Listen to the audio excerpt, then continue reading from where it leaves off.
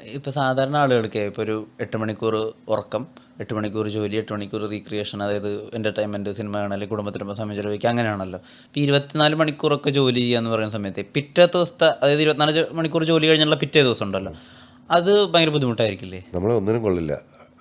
നേരെ പോവുക, കിടക്കുക, പിന്നെ പിറ്റേന്ന് രാവിലെ ഒന്ന് ഉണർന്ന് റെഡിയായി വരാൻ നേരം അടുത്ത പണിയായി. എന്ന് വെച്ചാൽ ഭയങ്കര ബുദ്ധിമുട്ടുള്ള പണിയാണ് ആക്ച്വലി. ശരിക്കും 12 മണിക്കൂറിൽ കൂടുതലൊക്കെ വണ്ടി ഓടിക്കേണ്ടി വരിക എന്ന് പറയുന്നത് തന്നെ ബുദ്ധിമുട്ടുള്ള പണിയാണ്. കാരണം പോലീസിന് മാത്രമാണ് അതില്ലാത്തത്. ബാക്കി എല്ലാ ജോലിക്കും 8 മണിക്കൂർ ഇതുണ്ട്. നമുക്കങ്ങനല്ല. 8 മണിക്കൂർ സ്റ്റേഷൻസ് ഉണ്ടെന്ന് പറഞ്ഞാൽ പോലും 8 മണിക്കൂർ ഒരിക്കലും കിട്ടാറില്ല. ഇനി ഞാൻ ആ ഡ്യൂട്ടി അല്ല, ഡ്രൈവറുടെ പണിയല്ല ചെയ്യുന്നതെങ്കിൽ തന്നെ രാവിലെ 8 മണിക്ക് സ്റ്റേഷനിൽ കയറണം.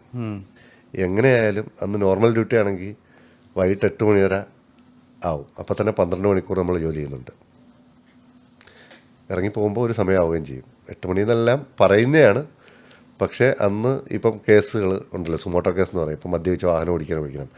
അന്ന് ആ 2 കേസ് കിട്ടിയില്ലെങ്കിൽ അത് കിട്ടുന്നിടം വരെ നമ്മളവിടെ നിൽക്കേണ്ടി വരും. അപ്പോൾ ചിലപ്പോൾ 10 മണിയായിരിക്കും.